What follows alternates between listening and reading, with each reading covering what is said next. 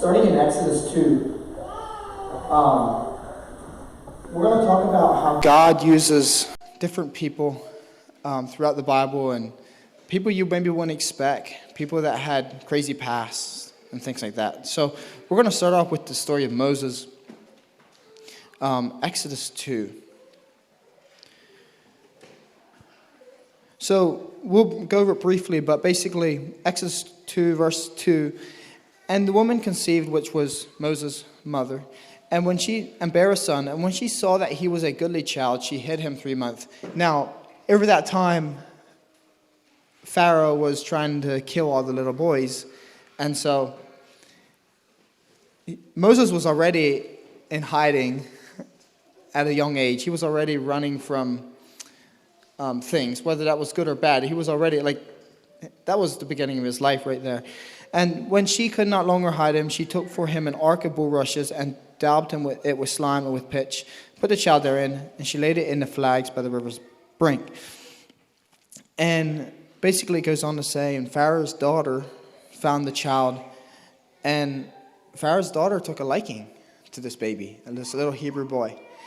And she took him to the palace. So the child grew, and this was the baby boy Moses. She brought him up unto Pharaoh's daughter, and he became her son. And she called his name Moses.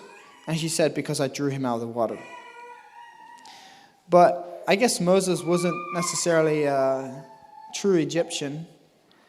There was something that was inside of him that would continue to wanting to wake up, I guess. And so it came to pass in those days when Moses was grown that he went out unto his brethren and looked on their burdens, and he spied an Egyptian smiting in Hebrew one of his brethren. And he looked this way and that way, and when he saw that there was no man, he slew the Egyptian and hid him in the sand. And he went out the second day, behold, 2 men of the Hebrews strove together, and he said to them that did the wrong, wherefore smitest thou thy fellow? So, first day, he went and killed an Egyptian that was afflicting a Hebrew. The second day, there was 2 Hebrews fighting. And there was something inside of him that it was like, this is not right. But they were not ready to hear, or their hearts weren't right. And they said, who made thee a prince and a judge over us? Intendest thou to kill me as thou killedst the Egyptian? And Moses feared and said, surely this thing is known. Now when Pharaoh heard this thing, he sought to slay Moses. But Moses fled from the face of Pharaoh and dwelt in the land of Midian, and he sat down by a well. So here I see a young man that wanted what was right.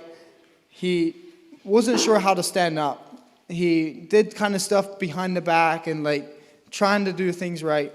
And his own people didn't even really necessarily like him. Because he grew up in Pharaoh's house. He had life given to him. And he couldn't relate to them, really. And they didn't necessarily like him. So here, the story could end there.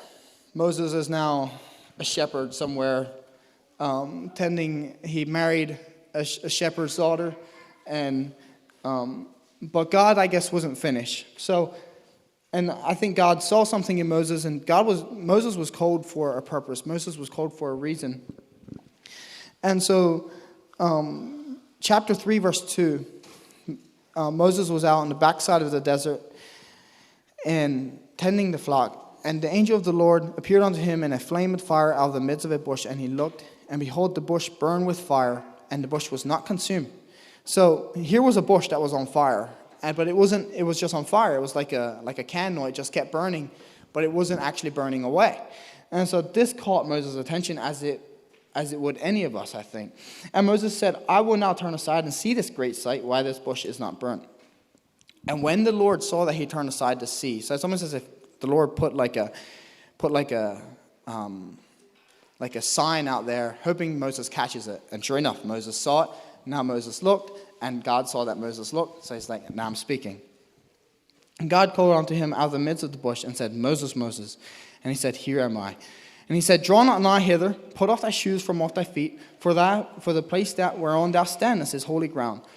Moreover, he said, I am the God of thy father, the God of Abraham, the God of Isaac, and the God of Jacob. And Moses hid his face, for he was afraid to look upon God.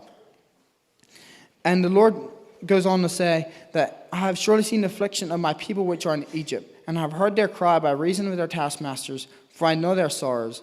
And I am come down to deliver them out of the hand of the Egyptians, and to bring them up out of that land unto a good land, and a large, unto a land flowing with milk and honey, unto the place of the Canaanites, and Hittites, and the Amorites, and the Perizzites, and Hivites, and the Jebusites. Now therefore, behold, the cry of the children of Israel is come unto me, and I have also seen the oppression wherewith the Egyptians oppressed them. Now he's telling Moses this, Come now therefore, and I will send thee unto Pharaoh, that thou mayest bring forth my people, the children of Israel, out of Egypt. This is the same place where Moses just ran from maybe 40 years ago. And this guy didn't want to go back into Egypt. He was, maybe something inside of him actually wanted to, because he was called for something much greater than tending sheep. But Moses went through a lot. And he had every reason not to go in there. He was chased out. His own people didn't like him. Pharaoh tried to kill him. And now God's telling him to go. And Moses said unto God, Who am I that I should go unto Pharaoh? He had to rise above that. There was a victim mindset that wanted to overtake him there.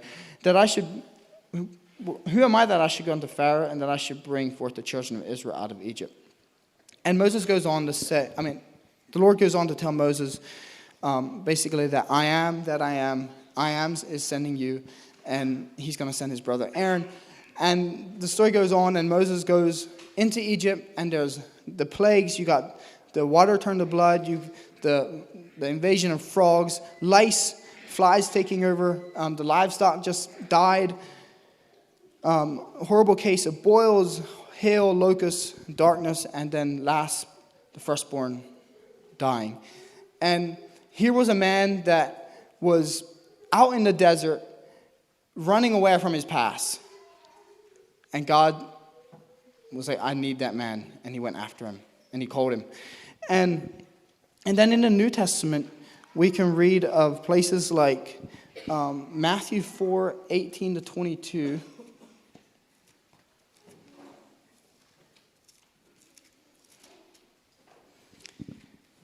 And this is just a sample of basically Jesus, the beginning of his ministry. But verse 18, And Jesus, walking by the Sea of Galilee, saw two brethren, Simon called Peter, and Andrew his brother, casting a net into the sea, for they were fishers. And he saith unto them, Follow me, and I will make you fishers of men.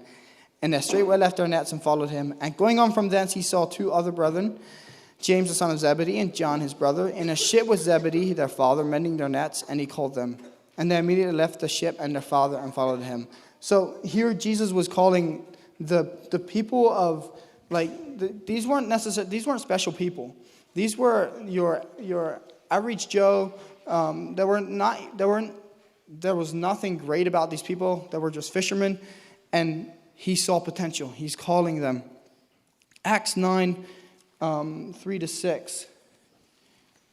We have Saul on his way to wreak some more havoc. And the Lord spoke there, and he said, and Saul, as he journeyed, he came near Damascus, and suddenly there shined round about him a light from heaven. And he fell to the earth and heard a voice saying unto him, Saul, Saul, why persecutest thou me? And he said, Who art thou, Lord? And the Lord said, I am Jesus, whom thou persecutest. It is hard for thee to kick against the pricks.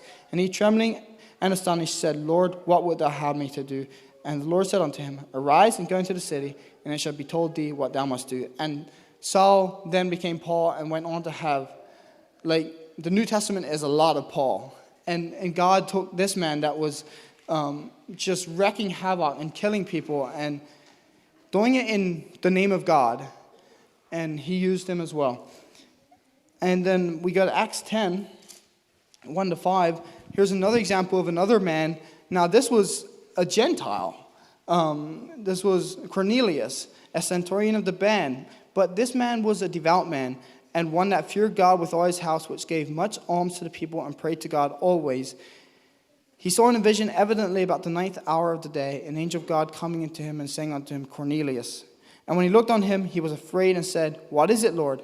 And he said unto him, Thy prayers and thine alms are come up for memorial before God. And now send men to Joppa and call for one Simon, whose surname is Peter. So here was a man he was a devout man, and he wanted more. He wanted to go after God, and And the Lord came, spoke to him, gave him direction, and told him what his next step is. So in ending, there's just, God doesn't, he calls the unqualified, or he qualifies the unqualified. 1 Corinthians 1:26.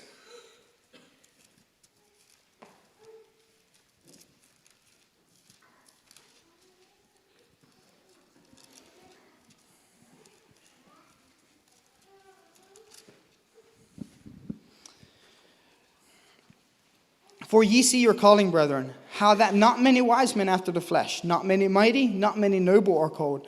But God hath chosen the foolish things of the world to confound the wise, and God hath chosen the weak things of the world to confound the things which are mighty. And base things of the world, and things which are despised, hath God chosen, and things which are not, to bring to naught things that are, that no flesh should glory in his presence. But of him are ye in Christ Jesus, who of God is made unto us wisdom, and righteousness, and sanctification, and redemption. That according as it is written, he that glorieth, let him glory in the Lord. God calls everyone. We're all called. But God especially loves calling those who, he doesn't have to, he just needs a willing vessel. He needs somebody that is willing to go all the way, to go with him. And Romans 8:28-30.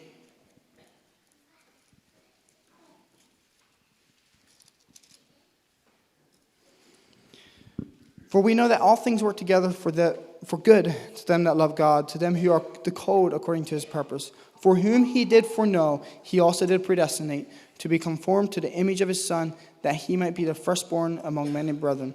Moreover, whom he did predestinate, them he also called. And whom he called, them he also justified. And whom he justified, them he also glorified. What shall we say then? What shall we then say to these things? If God be for us, who can be against us? He that spared not his own Son, but delivered him up for us all, how shall he not with him also freely give us all things? So God has called all of us, and he's willing to work with anyone that is willing to give their all to him.